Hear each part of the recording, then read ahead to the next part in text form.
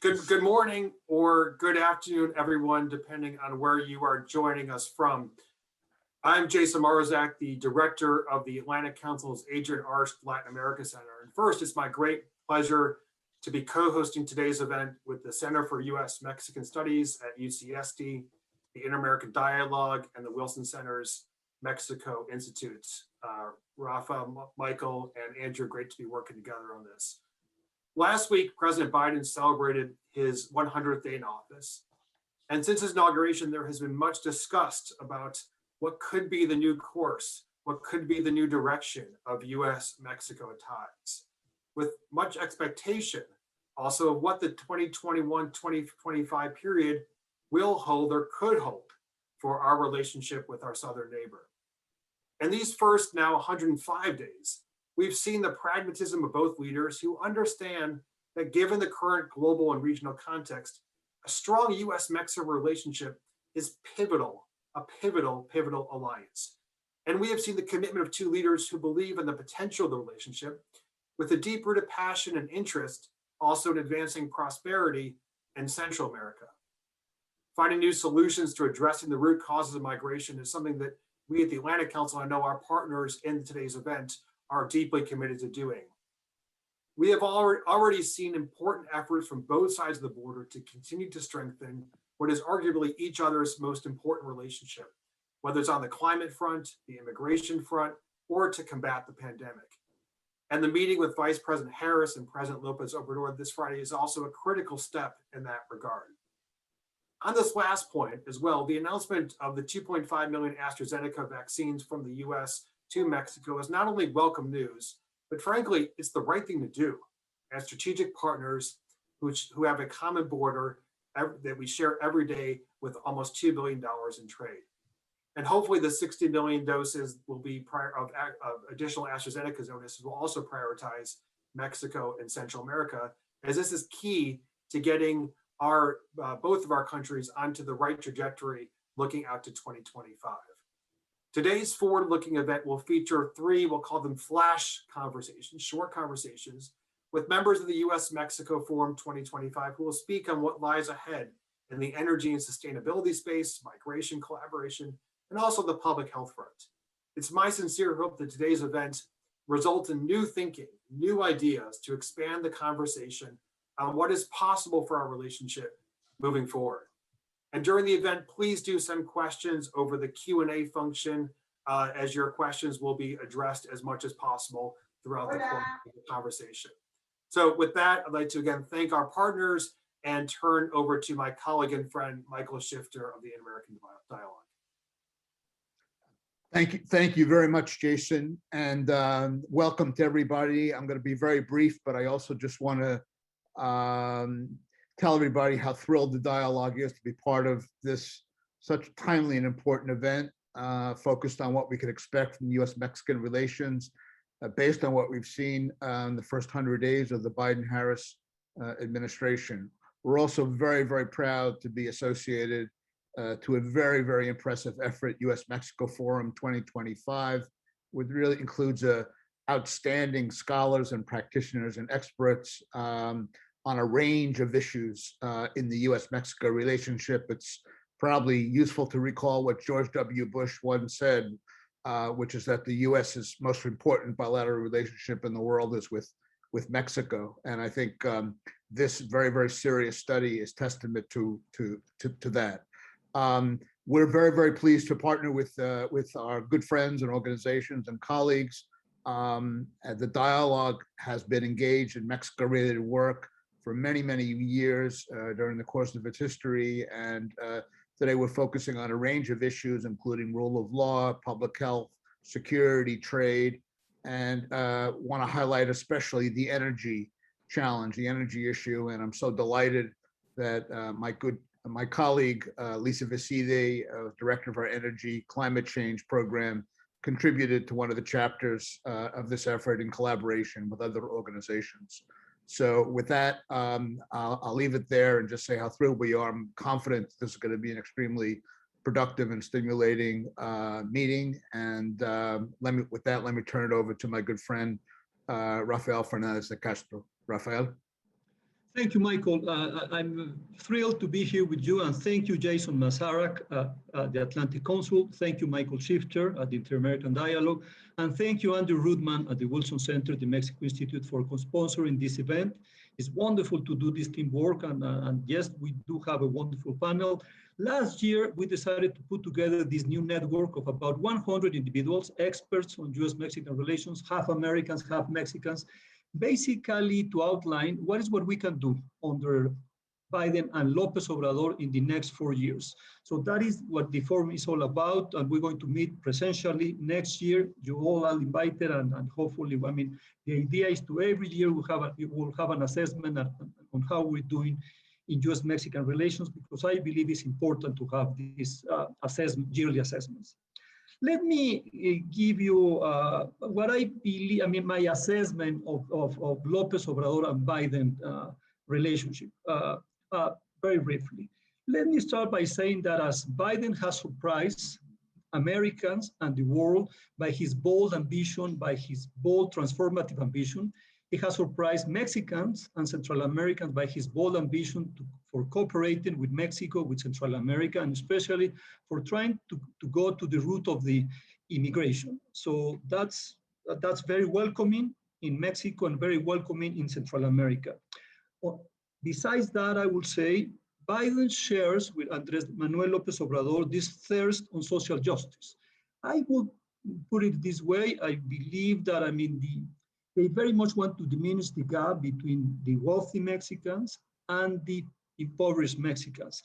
And I will say the same is happening under Biden. He's very much about minorities, and I believe on that they share this common vision. And I will say, I will add to add that Biden is this foreign policy leader that he basically feels as having very good relationship with the neighbors. So he's no doubt that Canada and Mexico are his priorities. Well, on top of this, AMLO is not Andrés Manuel López Obrador is not fully cooperating with Biden. Why this is happening? I will say that AMLO is behaving, or López Obrador is behaving like a porcupine. I want to remember this book by Jeff Davidow, who was President Clinton ambassador to Mexico and a different, and he wrote this book, The Bear and the Porcupine. So basically, AMLO is behaving as someone reluctant to cooperate, as someone behaving defensive and unpredictable. And I believe, so why this is happening? Why AMLO is behaving like this? I will explain this, first of all, because there's a very important Mexican midterm election coming, June 6th. And I believe that, somewhat López Obrador believes that by having this bold positioning vis-a-vis Biden, some of his base might be energized. But more importantly, I would say, this is because López Obrador, he doesn't feel at ease. He feels uncomfortable with some of Biden's most important priorities. Started with combating climate change. And I would say also, he's not comfortable with Biden's democracy agenda and gender agenda and human rights agenda. More importantly, I would say that it's about, I would say, in Biden is a Caucasian. I mean, he is someone who is using a lot of, he's with Biden, the state is back. And AMLO, López Obrador, even though he's a leftist, he is very, very conservative in fiscal policy. And so on that, there's sharp difference between the two.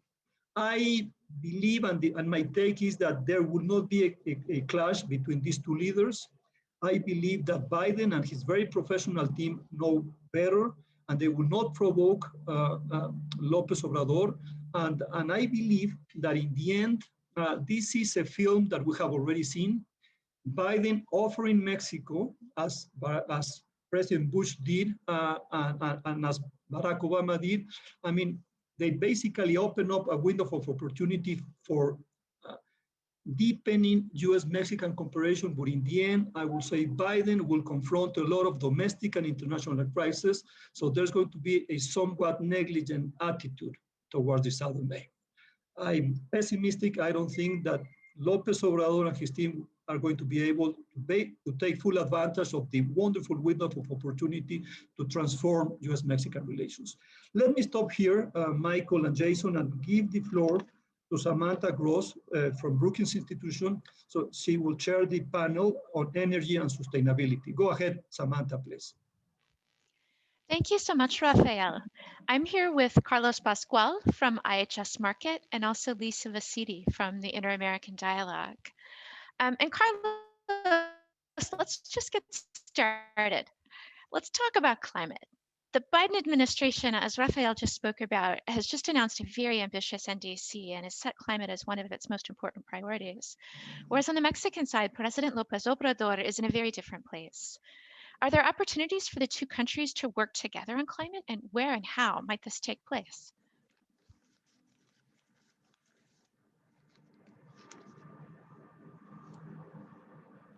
Carlos, I think you're on mute.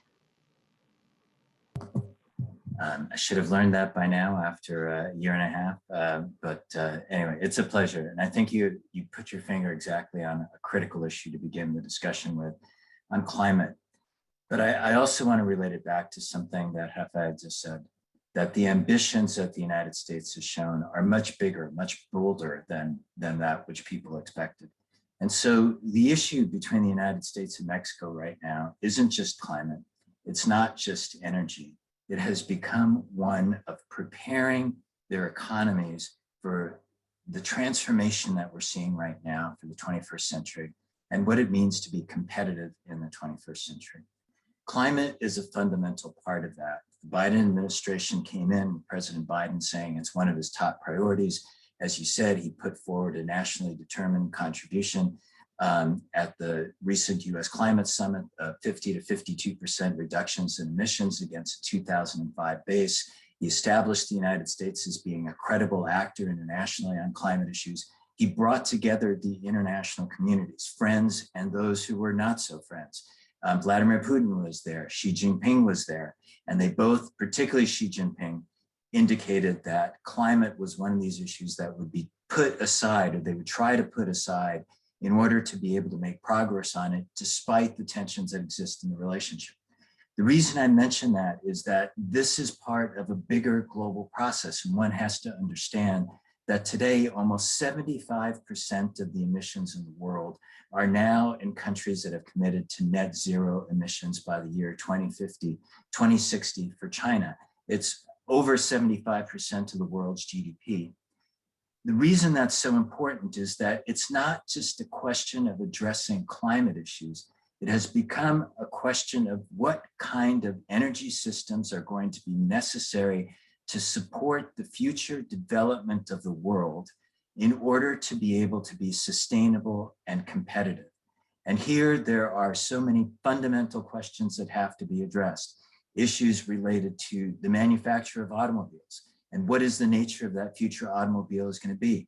The relationship between Mexico and the United States is an obvious one. Can it be transformed to electric vehicles and the infrastructure and the regulations that are necessary for it? The necessary investments that have to be made in renewable energy and net zero energy, because increasingly that's going to become a criterion for who can export and the products that they export and whether cross-border tariffs are actually applied to that. Issues related to technology like carbon capture and storage, which are so fundamental to being able to use gas and power generation, but also to extend the lifespan of the hydrocarbon sector in both countries. These are areas for concrete cooperation where I think the United States has a strong interest and is willing to reach out to Mexico and say, I give you my hand and we can do this together. And the question is going to come back to a critical issue that Rafael Fernandez has put on the table. Is there going to be a willingness to say, we can do this because it is now so fundamental. It's not just a question of climate. It's a question of what do you have to do to be able to compete in the world? And if it can be understood in those terms, then I think there's a potential for cooperation. If it stays as a climate issue, it's going to be a very difficult set of discussions between the two countries. Thanks so much, Carlos. Let's turn to Lisa for the next question. And as Carlos has pointed out, the U.S. relationship and the Mexican relationship around energy has the potential to become somewhat fraught. However, our energy systems are really interconnected now. And so, in this environment, let's think about fossil fuels for a moment. Is oil and gas trade investment still important to the relationship between the two countries? And how is the energy relationship between the two countries evolving? Yes, I think oil and gas trade and investment is still very important, even in the context that we discussed in terms of climate change and also in terms of Mexico's goals for energy sovereignty. Imports of gas and petroleum products from the US to Mexico have only increased, and Mexico is still an important crude oil supplier to the US. Gas pipeline exports to Mexico had been steadily rising over 30 years, and they actually rose last year compared to the previous year. Even as Mexico is looking to become more energy independent. And exports of refined products, especially gasoline, declined a little bit last year because of the lower demand because of the pandemic in Mexico, but still very strong at more than 1 million barrels a day last year. And the US's crude oil imports from Mexico have generally been on the decline, mainly because of declining production in Mexico. But the US still receives more than 10% of its crude imports from Mexico. And for Mexico, the US is still the largest market for its crude exports. So there's also a lot of US investment in Mexico's oil sector, although the recent regulatory changes, I think, have put a damper on private investment. But nevertheless, I think there are a lot of new opportunities for collaboration, specifically in oil and gas. Between the two countries, even though climate change is more of a focus for the Biden administration. Both the Mexico and the US are still major producers of hydrocarbons. And it's in both of their interests to develop and share technologies that can actually reduce their emissions and get more out of their oil and gas resources. So, most forecasts foresee demand declining gradually, but in scenarios where we meet the Paris Agreement targets, oil demand would have already peaked, gas demand would peak soon, and oil demand would drop by 45% by 2040. So this is a radically changing world. But as Carlos said, to compete for this shrinking capital investment in a world of shrinking demand for oil, producers have to cut costs and reduce their emissions and improve their use of technologies. And that's where I think there's opportunities for collaboration. And of course, the market is always going to be the main driver of development and of the resources and of trade. But the role of the governments is really important in terms of creating competitive markets. And in terms of regulation. So some of the specific ideas that our group, as part of the US-Mexico Forum, generated in terms of where there are opportunities for collaboration. Some of the areas were around collaborating on technological development and human capital in order to lower carbon and cost, as we were discussing. So, the oil industry is using a lot of advanced technologies, a lot of digitalization, artificial intelligence for the production processes. And so new technologies need to also be accompanied by training for personnel. And so we think that the US and Mexico would benefit from partnerships between universities, government research institutions, regulatory agencies, to advance the technological innovation and the professional growth. We also thought that aligning health, environment, and safety regulations is really important, especially because the US and Mexico share a maritime border where there's a lot of oil and gas resources. And we've seen with spills how important it is to coordinate in the Gulf of Mexico in particular. And also because both countries have a lot of unconventional resources, but there are a lot of regulatory challenges there. And so there's an opportunity for collaboration. And then finally, we thought there were more opportunities to build and operate infrastructure because of the integrated markets. More could be done in terms of using some of the infrastructure on the US side of the Gulf of Mexico to help develop the Mexican side. And then also in terms of existing pipelines being connected to refineries in the US and gas pipelines to the Mexican market could be expanded. And so there has to be really strong coordination if there's going to be, if both countries are going to expand their infrastructure, thinking about exports and imports with the other country, that needs to be well coordinated between the governments. And so I think those are kind of the most important areas that we highlighted, and there's a lot of opportunity for collaboration there. Thanks, Lisa. I'll come back to you, Carlos, and it's a big question in a small amount of time. I apologize in advance. But Lisa said a lot about the strong oil and gas connections and things we can do to deepen those connections. But you spoke earlier about preparing economies for transformation, and how do we square the circle, and what does the investment environment look like for these more transformative things that both countries need to push forward? I think one of the critical issues, Samantha, and we're seeing it play out in Mexico right now, is what will be the role of the private sector in the future in investment internally within Mexico. The López Obrador administration has made a policy decision to focus on Pemex and CFE for the development of oil and gas in the country. There are many countries throughout the world where there are national oil companies, national electricity companies, and they're relying on them to be the leaders in the development of those industries. But they've also sought partners. They've welcomed international investments. You look at the Middle East producers today, all of them have international partners in some way, because there's a recognition that today, exactly as Lisa said, technology is fundamental, and you have to bring the best skills and capabilities to be able to make the marketplace function.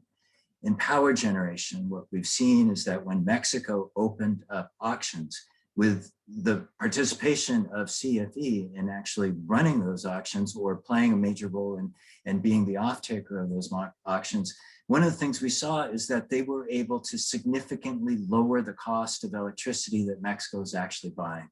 Major benefits that could be achieved if there is a willingness to open up to private sector participation, even in the context of an energy industry which might be dominated by Pemex and CFE. If those issues can be understood, and if they can be put within the legal framework of the US-Mexico-Canada agreement so that investors feel that there's a guarantee of rights, then there is a huge potential for cooperation. It doesn't need to be a contradiction to the philosophy of the López Obrador government, but it has to allow and recognize that the private sector has a critical and fundamental role to play, even in an economy that might be dominated by two non-state actors. Thank you so much, Carlos. We could do this all day, but unfortunately we can't. So I'm going to pass it on to the next panel and to Andrew Redman. Hi, Andrew, if I remind everybody, no worries, Samantha, there's a Q&A. Please send us your questions, send your comments. We'll have time to answer those. So please let's try to do this as interactive as possible. And Andrew, go ahead and please you chair the next panel. Thanks, Rafael. Thanks, everybody. I'm Andrew Redman, the director of the Mexico Institute at the Wilson Center. Pleasure to be here today and to partner with UCSD and the Atlantic Council and the Inter-American Dialogue. I'm joined by Cecilia Farfan, the head of security and research programs, and Michael Lettieri, Senior Fellow of Human Rights, both at the Center for U.S.-Mexican Studies at UCSD. In a very short amount of time, we're going to attempt to talk about both human security and public health, which I think will, two important topics, but a lot to cover in 10 minutes, as Samantha had just said about her panel. So let's start. I'll perhaps start with you, Cecilia.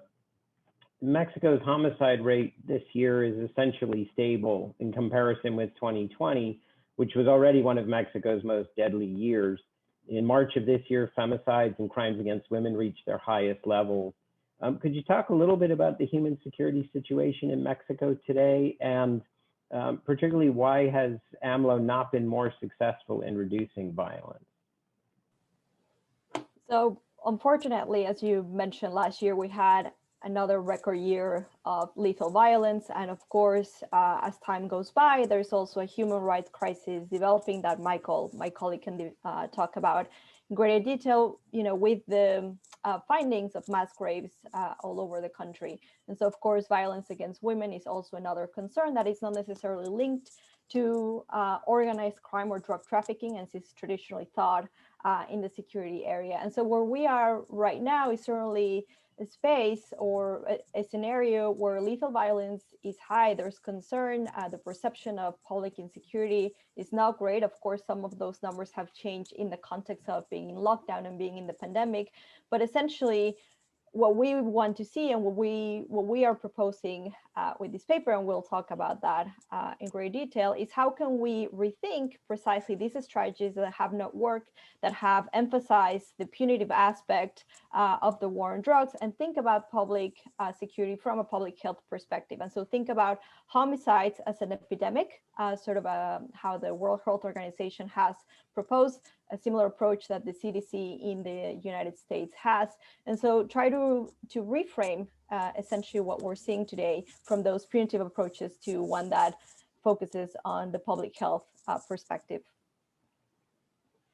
Great, thank you. That's really helpful. Michael, Cecilia kind of teed up the next question, which would be to talk a little bit about the human rights situation. I was particularly thinking about the role and the risks to journalists right now in Mexico. So maybe you could talk about those two things.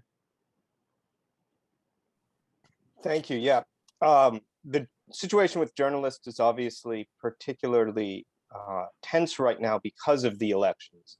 We've seen a lot of candidates killed, but we've also seen a fair number of journalists. We had a journalist who was killed yesterday. I've spoken with people who are afraid, who have left their regions because of the elections.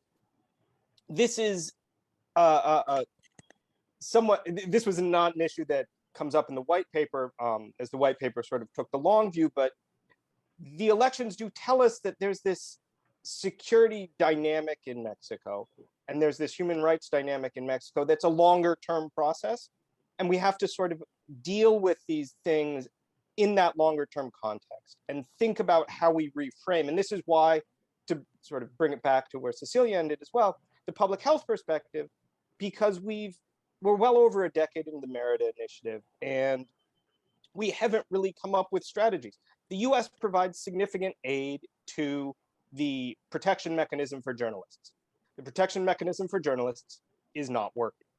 So we need to come up with some different strategies. And one way we can do that is by taking a public health perspective. And that's really the goal of this paper, is to say, how do we get around this issue that's not a partisan issue? It's not a Mexico issue. It's not a US issue. It's a shared issue.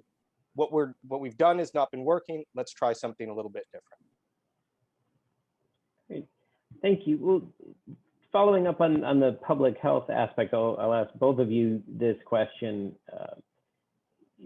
We've talked, there was mention at the outset about vaccine diplomacy and the question of how to respond to the pandemic. So I guess what I would ask is what is the connection between public security and public health? You're talking, Michael was talking about long-term, and the response to the immediate pandemic. Does this give us a new opportunity, or is this just something that makes things even more complicated? Maybe I'll start with you this time, Michael, if you like. Well, actually, I'll pass it to Cecilia, who's... Fair enough. I think essentially what the pandemic has demonstrated, and going from what Rafael mentioned at the beginning of this conversation, is we have an opportunity with the Biden administration, but the pandemic has also provided an opportunity to really consider that the challenges that we have are truly shared. And I know that sounds sort of just like the catchphrase, for those of us who advocate for cooperation, but really, if anything, the pandemic has shown that these threats cross borders. And so from, on the one hand, we say, well, let's think about homicides and essentially, violence in Mexico from the public health perspective. But it also means thinking, well, pandemics are threats to national security. And how is it that North America can tackle these, again, from a shared perspective? And so ultimately we see and we think of the pandemic as an opportunity to really, have this opportunity to just, take a moment and say, well, how can we reconfigure all these approaches that have not worked and have not really given us the results that we want for the region. So ultimately, while certainly there's been a tremendous amount of loss, both in Mexico and the US in the context of the pandemic, in addition to the security challenges that we have in Mexico, and of course, overdose deaths in the US, there's an opportunity to really have a new approach to security, again, that moves away just from these hardline approaches to it. Okay. Thanks, Michael. Did you want to add anything or? Well, I think one thing that we can do is, in thinking about homicides as an epidemic, we can apply some of the models. And one thing that we can think about is taking localized approaches to violence reduction. And I think that's really important, is that we not only move away from a militarized approach, perhaps, to security, toward one that seeks to address the harm, but one that really listens and responds to local conditions and works with local groups in a way that's perhaps more efficient than what we've been doing. And this is true along the border, but this is also true in Sinaloa, it's true in Veracruz, it's true in Chiapas, that if you work with local groups, you can perhaps have a better outcome, because you need those community networks in order to respond and recover from violence. These, everything that you've both talked about, these are obviously long-term solutions. These are long-term problems, and they're not easily resolved. But I wonder, are there any immediate steps, open this up to both of you, are there immediate steps that either the Biden administration could take to help try to address this question? Or as Cecilia mentioned, for example, the opioid crisis here in the United States, are there things that the AMLO government could do that might have an immediate or a more immediate impact than some of the longer term strategies which you've both talked about? I actually think there's more alignment than we think of normally in security, especially with the Biden and the Lopez Obrador administration. The Lopez Obrador administration has emphasized all this time and during the campaign attention to victims and having resilient communities. Those two elements are key components of the MIRTA initiative in terms of the rule of law. And so when we think about these more immediate interventions, there's a lot that has been done, as Michael was mentioning, at the subnational level and grassroots-led efforts that are functioning, and that actually we have the evidence that they have been effective in reducing violence, in creating these resilient communities. And so I think to the extent that we can see the alignment in precisely, having stronger societies, of developing those long-term goals little by little, there's that alignment. And so I really believe that if we look at the subnational level, if we look at these initiatives that may seem marginal but are actually making a difference, we may find evidence of success that we will want to replicate in other parts of the country. We are just about, I think, out of time. But there's an interesting question that's been posed that I'm going to offer to both of you, Cecilia and Michael, which is really the role of let's say, the role of small arms trafficking and the flow of small arms from the US into Mexico. And if you have any thoughts on how much of a threat that is, or what steps perhaps could be taken to address it in the short and perhaps in longer term.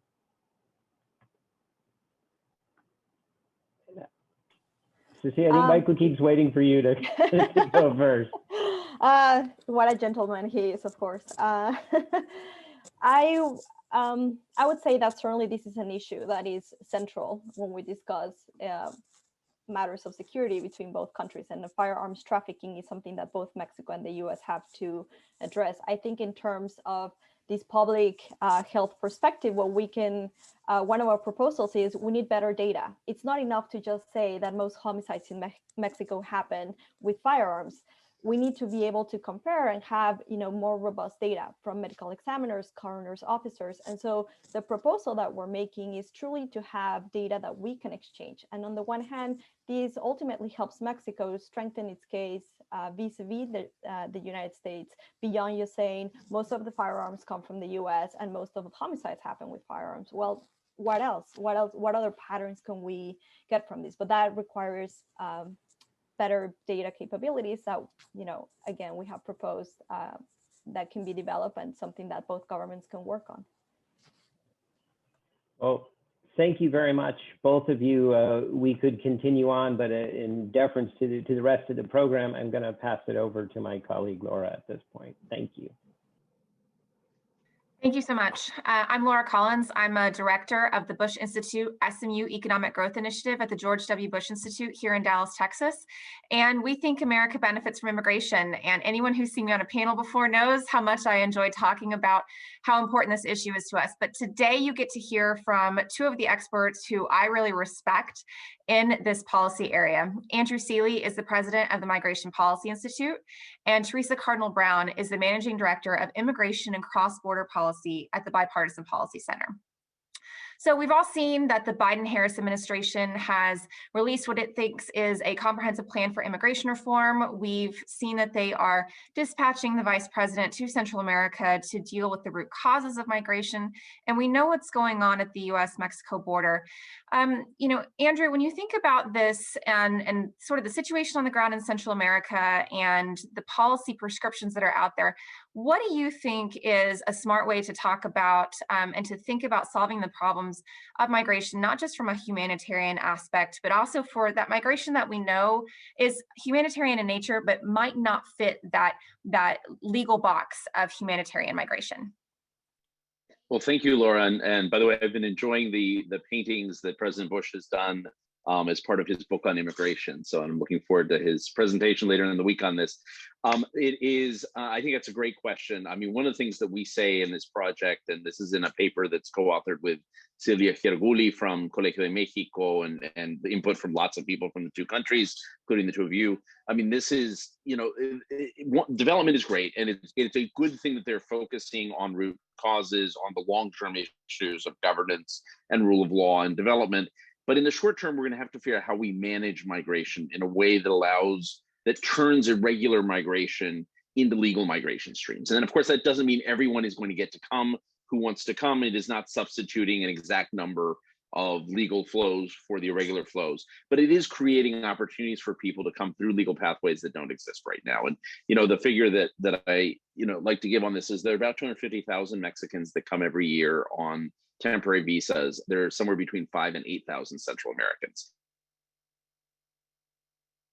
But it tells us those legal pathways don't exist. There are also very few legal pathways. There's limited family reunification compared to Mexico and Central America. So there simply aren't the opportunities. And so beginning to look at whether we create a regional visa for Central Americans, or we use the existing H-2 program, which has its issues, and workers groups, I think, rightly point out that needs much more transparency in recruiting, as well as in ensuring that there's accountability that people get what they need, what they missed on the other side. But whatever that is, I mean, we need to create those temporary pathways to allow people to come, and we need to create some protection pathways as well, looking beyond asylum. I mean, the idea that someone has to go 2,000 miles to the US border to get protection, I mean, that should be a default. We should have an asylum system that works. That should definitely be a default that's there, but we should also look at how we provide protection to people in their countries, in neighboring countries, through the refugee program. And so I think there's a lot of opportunities to think about how we organize migration, how we make it predictable, we make it regular, we make it safer, and it meets the needs that we have also in the United States and Mexico and Canada. Mexico and Canada are a big part of this as well. So this is across the three countries, at the same time that it reduces some of the pressures that we're seeing right now on the border. So thanks. Teresa, thank you. Teresa, you and I have talked about, and I know Andrew has as well, this conversation is not just about, legal migration pathways. There is also always a security component, always a law enforcement component. Given your background at DHS and the research that you have done, can you tell us a little bit about what you think a good security or law enforcement cooperation policy in the region would look like? Sure. Thank you very much, Laura. And thank you to Andrew and UCSD for working on this paper. I think when we think about security in the context of migration flows, I mean, I think what President Biden has said, and I think what President of Mexico has said as well, is we want it to be safe, orderly, and legal. And safety is important for the migrants as well as, for the countries involved. what we know right now is that irregular migration puts lots of money in the pockets of criminal organizations and cartels, starting with the smugglers to the drug cartels that control the access to the US border. And they've professionalized this to a very high degree. And so when we think about how we want to make migration safer, obviously providing expanded legal pathways that are viable for many of these migrants to actually access in the region is important. But I think also we need to look at what can we do to really go after some of the criminal organizations that are encouraging the irregular flow, that have a business rationale to market access to the US border. And I think that there's more that we can do cooperatively on that. Just last week, the United States government, Secretary of Homeland Security announced a far-reaching governmental initiative to go after human traffickers and smuggling organizations. And I think that obviously, if we're talking about cooperation with Mexico, that has to be a component. I know that there are a lot of obstacles to US-Mexico law enforcement cooperation right now. The Deputy Director of Operations of DEA just gave an interview on NPR this morning talking about the nadir of US-Mexico drug cooperation. But given that President Lopez Obrador has said how much he has concern for the safety of migrants, that there may be a bit more of an openness to going after the criminal organizations that are preying on the migrants themselves. We know that the migrants that have been left in Mexico under the migrant protection protocols have been subject to a lot of criminal activity, including kidnapping, assault, and rape, and extortion, and many other crimes. So, providing for humanitarian protections and safety of migrants who are in Mexico. But I think also there's the issue of border security. And that's not necessarily just about, arresting people who are maybe irregularly crossing the borders. It's more about professionalizing borders. It's about what can be done to help Mexico and the other countries in the region, frankly, have a better handle on who is coming across the border and identifying them, looking for, people who are in vulnerable positions, taking care of children in that capacity. Professionalizing the ability to collect things like duties and tariffs. I mean, that's all part of border security. And I think that definitely needs to be part of the conversation. Last but not least, it is about expanding and professionalizing the immigration services themselves in Mexico, in particularly COMAR, which processes asylum, refugee, and humanitarian protections in Mexico. To the extent that Mexico can be a better partner in managing some of this flow. It's not going to be easy. Obviously, we have a lot to do. And frankly, the last administration used lots of threats on Mexico to get cooperation. Right now, honestly, the Biden administration is still relying on Mexican cooperation to allow it to return certain non-Mexicans to Mexico under Title 42. Should Mexico decide to end that agreement, that would create more pressure on our borders. So I think that there is a desire on both parties, hopefully, to try to come to agreements on this.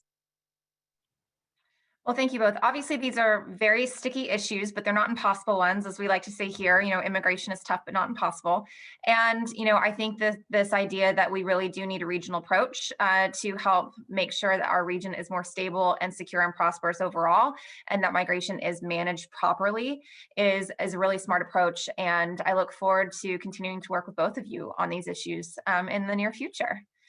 And now I think it is time for our Q&A. So Michael Shifter, if you would like to take back over. Great. Thank you so much, Laura. And thanks for those excellent set of discussions. Really, really very, very stimulating and insightful contributions. We have some time. We have about 15 minutes for questions, and we've gotten a couple, and encourage others. We have over 200 people on this call. I encourage others to add, to contribute to the conversation and add their own comments. Let me start, if I could, with a more general question, really, that I have, if that's okay. Just listening to all of these very, very thoughtful contributions from our very impressive speakers. Just sort of stepping back and looking at Rafael Fernandez started this session by talking about bold, ambitious agenda that the Biden administration is pursuing, and he's gotten pretty high marks and pretty good poll numbers on the economy and the pandemic and so forth. But there's one issue where he seems to be in some trouble, and that's on the migration issue.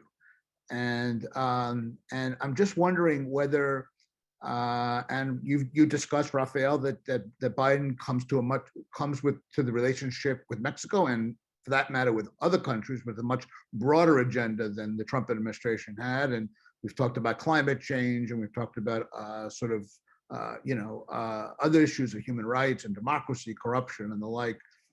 But isn't to what extent is migration still the, even more so than in previous administrations, kind of the fundamental political issue here that really that Biden will be very, very careful and cautious in pushing Lopez Obrador, or in trying to encourage changes in policy on different areas, because Mexico is so fundamental for a resolution to the migration issue that is currently giving him a lot of problems, political problems, and unlikely to abate much before the 2022 elections, I don't think. And so if Biden wants a big bold agenda that he set out,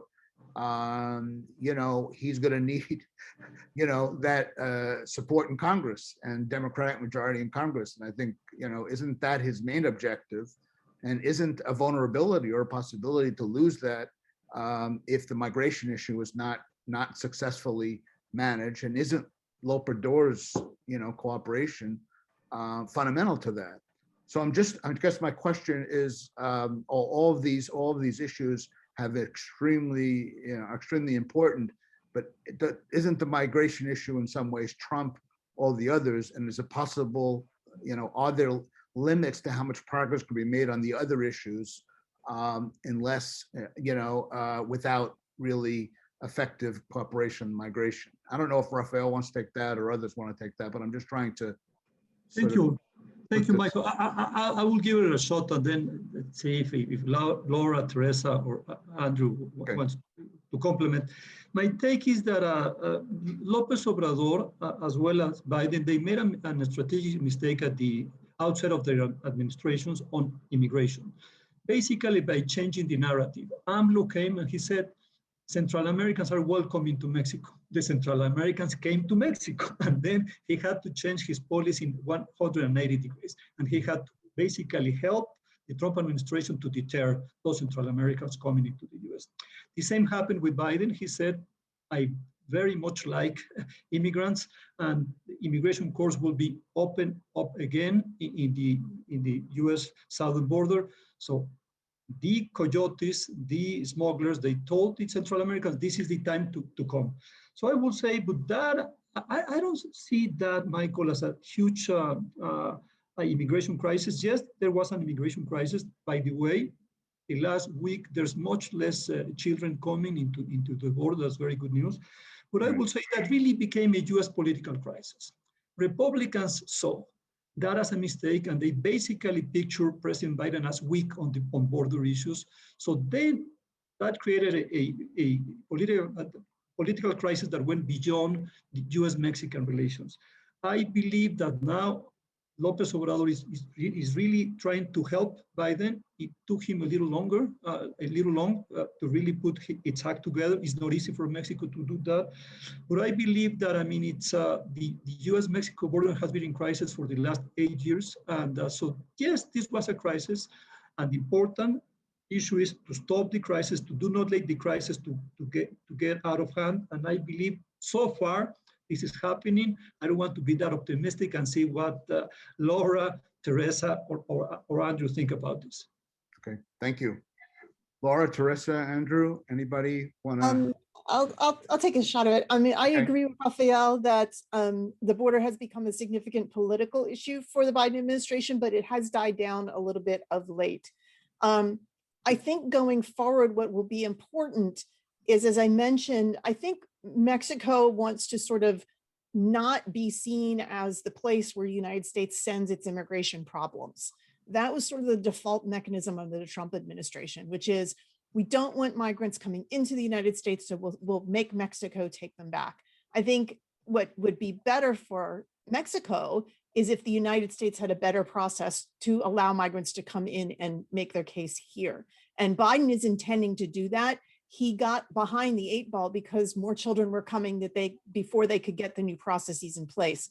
The decline of the last few weeks in the number of arrivals, they've been able to put them out of CBP custody into HHS custody. They still have an issue there, but they're also starting now to plan for different ways of processing migrants when they arrive that could alleviate the pressure on Mexico to essentially keep taking people back. I think that's the dial on, dial off switch that maybe the Biden administration is having conversations with Mexico about. Like, if you help us now, we will more quickly be able to process people and not have to send them back into Mexico for you to deal with.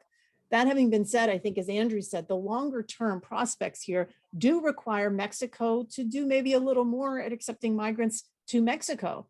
And they have more Central Americans are applying for protections in Mexico as well. But I think that is a different conversation than, will you let us essentially send people back from the United States to Mexico who aren't Mexicans? I think that's a different kind of conversation. Great, thank you.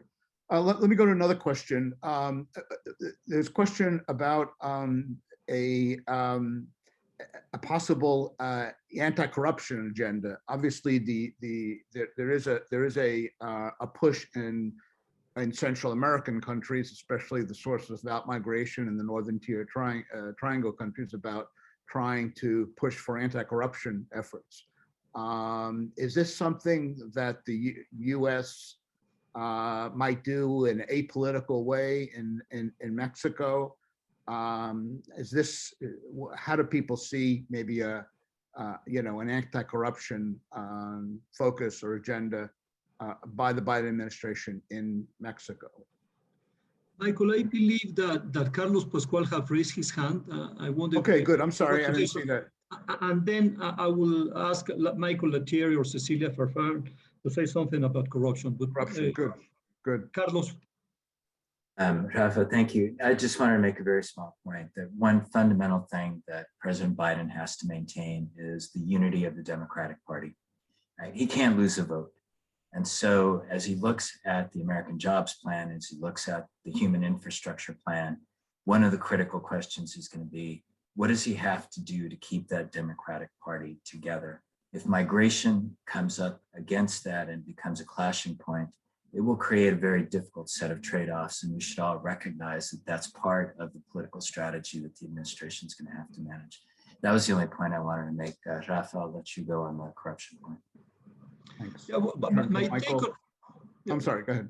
Yeah, my take on corruption, Michael, will be, but I'll let Cecilia and the other Michael to weigh in, is that this is another shared priority by Biden and López Obrador. They're very much against corruption, and this is key for López Obrador. And I believe that what is important is that Biden knows very well. He has a great team on Central America. Ricardo Zúñiga, his point person, he's formidable. He really knows the issues, and you can tell that Biden is having a tough time in how to help Central America, how to bring those development funds to Central America, because they know there's a lot of corruption.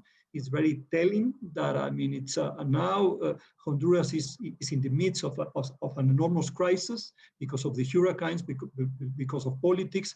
So it's very complicated. So it's usually easier to say, I bring in development to Central America than actually doing it. It is hard to do it. Well, let me ask Cecilia and Michael Latieri if they have another position, another comment on this. Sure. Michael? Well, Central America is obviously a hugely problematic issue for the Biden administration and may in fact distract from Mexico in some ways. Between El Salvador, Honduras, Guatemala lost the best tool it had to fight corruption. Whether or not there's any opportunity for US-Mexico cooperation in Central America, I think is largely going to depend on Central America. A regional approach where the US and Mexico are united could perhaps bring better results in Central America. But the issues in Central America are thorny, especially respecting Central American sovereignty. Within Mexico, I don't know that a Biden anti-corruption push necessarily creates conflict with Lopez Obrador, nor do I think it necessarily supports Lopez Obrador's strategies of sort of criminalizing some of his opponents. Really, the one test of this is going to be Francisco Cabeza de Vaca in Tamaulipas, who of course has very close ties with the US in the border region and is currently under investigation. And so seeing how that plays out, I think, should be very telling. This is the governor of Tamaulipas. Yes. Jason Mazara, would you like to weigh in here, or Cecilia? I mean, I would just add that sort of like a previous step before going to the corruption agenda, and this seems to be a complicated. Of course, there's Cienfuegos, as I've mentioned before. I don't think that needs to be a sticking point of the relationship. It certainly has caused friction, and certainly I think has caused a lot of friction at the sort of like mid-levels of bureaucracies between the US and Mexico. But I think one step before that is that Mexico and the US to this day do not have agreed upon vetting mechanisms for exchanging information. And so if there were to be sort of a joint anti-corruption effort that would require perhaps exchanging information, that's a point that needs to be solved or addressed first. And this is something that we have been dragging on for a number of years now, and it's not just within these administrations, but to the extent that both governments have yet to agree on how to exchange information, who's going to sit at the table, I think these larger efforts are still going to remain problematic and hard to put together. Just adding on, I think that there's a tremendous, opportunity with the U.S. and Mexico and Central America. I mean, the President Lopez Obrador came to office with a real focus on development of southern Mexico, and so it's naturally in his interest and Mexico's interest that there is greater prosperity in the Northern Triangle, not only because of the migration pressures on Mexico, but as far as the broader development of Mexico. And so I think that there's great opportunities for alignment. We saw the U.S. and Mexico working together back in 2014 on the plan for the Alliance for Prosperity. So I'm optimistic that there are opportunities for both countries finding those synergies and finding the fact that actually prosperity in Central America is a direct benefit to Mexico, and it's of course a direct benefit to the countries themselves and to the United States as well. Great, thank you. Lisa, there's a question on the major obstacle for current and future energy policies between both countries. What would you identify as a major obstacle?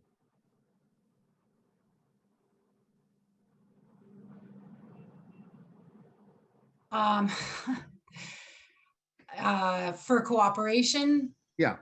Well, I mean, I think sort of political alignment and aligning priorities at the highest levels, I think is going